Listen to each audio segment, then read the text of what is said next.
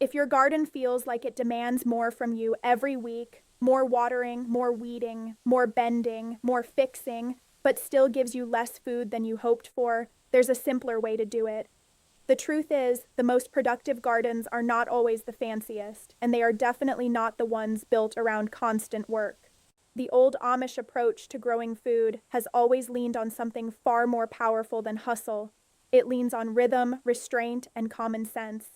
In this video, we're walking through 15 Amish-style gardening tricks that help you grow more food with less work, using simple methods that save energy, stretch money, and make the garden feel steady instead of stressful. And if you stay with me all the way through, you'll notice something important. None of these ideas are complicated on their own, but together, they can completely change how a home garden works. The first shift is this: stop growing what looks good and start growing what truly feeds you. A lot of people fill space with crops they barely eat just because they saw them in a magazine, on social media, or in somebody else's raised bed. But the most frugal growers think differently. They give their best soil, best sunlight, and best time to the foods that actually show up on the dinner table. Potatoes, beans, onions, cabbage, carrots, squash, tomatoes, herbs, greens, the kind of crops that can feed a family again and again. When you grow food with a purpose, you waste less space, less seed, and less effort. Every bed begins to pull its weight. That one decision alone can make your whole garden more productive without making it any bigger. Another quiet trick is keeping the garden close to your daily life.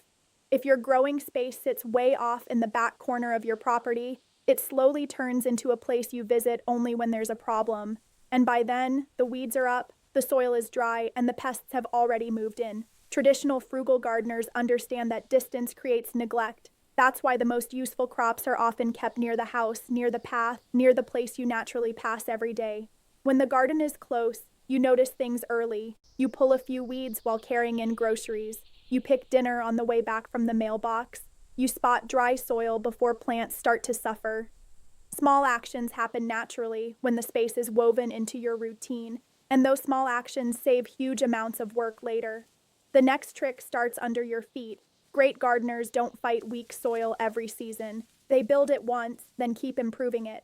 Rich soil does the heavy lifting for you. It holds moisture longer, grows stronger roots, reduces stress on plants, and makes weeding easier because the ground stays loose instead of hard and crusted.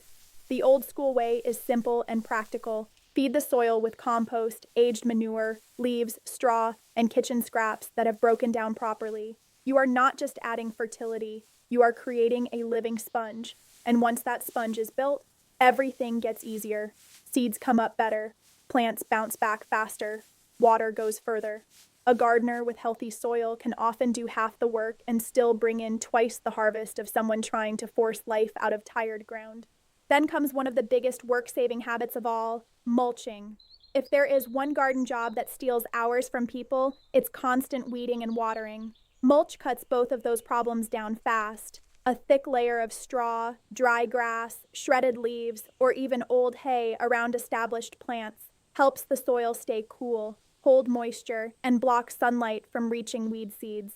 That means fewer weeds to pull and less frequent watering. It also keeps mud from splashing onto leaves, which can help reduce disease. Frugal gardeners love mulch because it turns waste into protection. Fallen leaves become labor saved. Grass clippings become moisture insurance. Straw becomes a barrier between you and a whole season of unnecessary work. A bare garden always asks for more. A covered garden quietly takes care of itself. Another smart method is planting in a way that shades the soil quickly.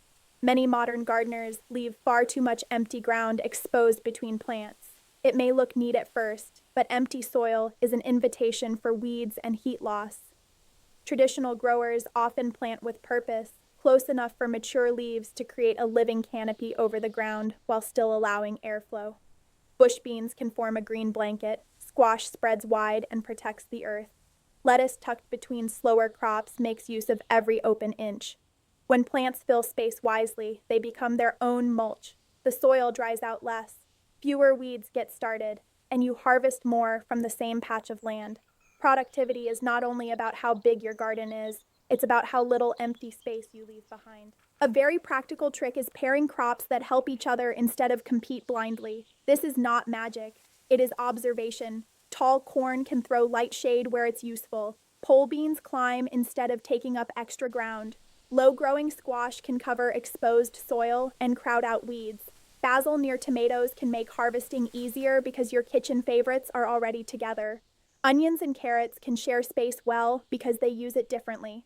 When you plant with relationships in mind, you make every bed work harder without asking more from yourself. You are stacking benefits: less bare ground, less weeding, fewer scattered chores, more food in the same footprint. The best gardens often feel almost cooperative, as if each plant has a role and the whole space knows what it's doing. There's also a deeply frugal habit that most beginners ignore. Don't plant everything at once. Plant in waves. A lot of people sow one giant batch, then get flooded with harvest all at the same time, followed by empty beds and wasted weeks. More thoughtful gardeners use succession. They plant some lettuce now, some later. A patch of beans now, another patch after that. Radishes, greens, carrots, and beets can be staggered so food keeps coming instead of hitting all at once. This saves labor in a surprising way. You are not overwhelmed with harvesting, preserving, or replanting in one huge rush. The garden becomes steady, and steady gardens are easier to maintain than gardens that swing from feast to chaos to nothing. Another old habit that saves money year after year is seed saving, especially from crops that performed well in your own conditions. When you save seed from healthy, productive plants, you slowly build a garden that understands your soil, your weather, and your timing. You are not starting from scratch every spring. You are continuing a line that already proved itself. Even if you begin with just a few easy crops, beans, peas, lettuce, tomatoes, herbs, that habit creates resilience. It also makes you more observant. You begin noticing which plants truly deserve space next season. Over time, this cuts waste in a powerful way. You stop buying blindly. You stop babying weak performers. You invest in what already works, and the garden becomes more dependable with less trial and error. Watering is another place where people lose enormous time and energy. The simple trick is to water less often but more deeply, and to do it before the heat rises. Shallow watering teaches roots to stay near the surface, where they suffer fastest. Deep watering trains roots to go down, where moisture lasts longer. Once plants learn to reach, they become more resilient and less needy. Early watering also means less evaporation and less disease pressure than soaking leaves late in the day. Frugal gardening is not about giving plants less than they need. It is about teaching plants to use what they are given well. A deeply rooted garden can handle dry spells with far less drama, and that saves the gardener from constant rescue missions. One of the most overlooked tricks is using simple season protection instead of expensive solutions. A lightweight row cover, an old sheet on a cold night, a homemade hoop, a cloche over a tender transplant. These small acts can save weeks of growth. When a plant avoids early stress, insect damage, or a surprise chill, it gets established faster and needs less intervention later. Strong starts matter. A cabbage that gets chewed down young never really catches up. A cucumber slowed by cold soil stays behind, but a protected plant gets moving early and often outgrows trouble. This is one of those quiet methods that pays back big. You are not constantly replanting, replacing, or nursing weak seedlings. You prevent loss before it becomes labor. Timing your transplanting is another work-saving skill. People often rush tender plants into the ground because they are eager, then spend weeks trying to keep them alive. But a stressed transplant is like a setback you have to pay for twice, once in lost growth and again in extra care. The wiser move is to wait for decent soil warmth, choose a calm day, water the whole well, plant deeply where appropriate, and mulch soon after. Then let the roots settle with minimal disturbance.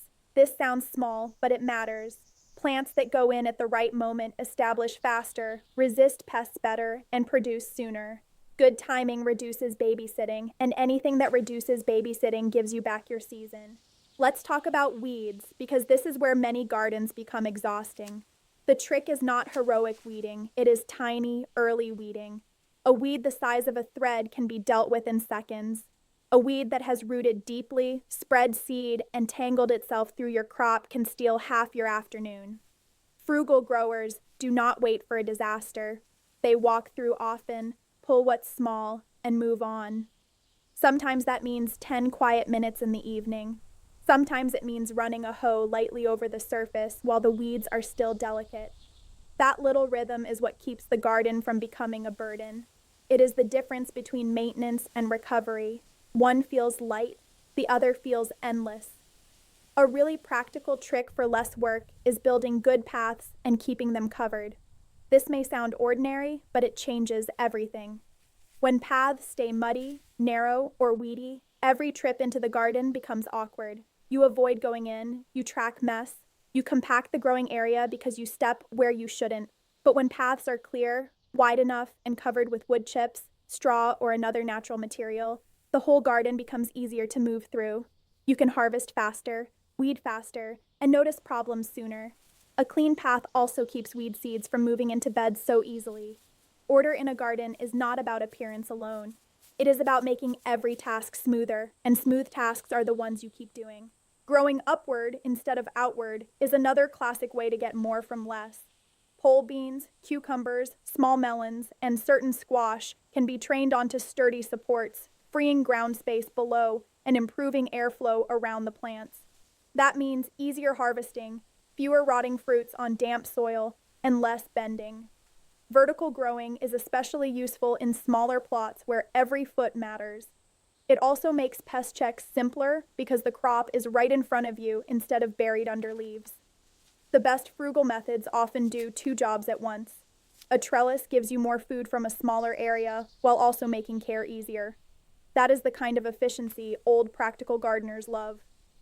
There is also a powerful food growing trick in using every season instead of thinking only about summer. Cool weather crops can begin before the heat and continue after it. Greens, peas, cabbage, kale, turnips, carrots, beets, and onions can carry the garden into times when many people assume the season is over. When you stretch the calendar, you get more total food from the same beds without expanding your space. And because cool weather crops often need less water and face fewer pests than peak summer crops, they can actually require less work. This is one of the simplest ways to grow more with less effort. Don't just think bigger, think longer. Pruning and thinning also save more labor than most people realize. It feels wasteful at first to remove seedlings or cut away extra growth, but overcrowded plants create problems that cost far more later. Poor airflow invites disease. Weak spacing leads to stunted roots. Tangled tomato plants become hard to pick and even harder to manage. A little thinning now creates stronger plants that need less rescue later. A little pruning now helps light and air move through the garden naturally.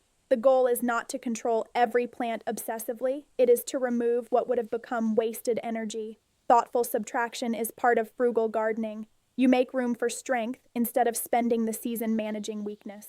One of the most valuable old habits is harvesting as you go and using preservation as part of the system.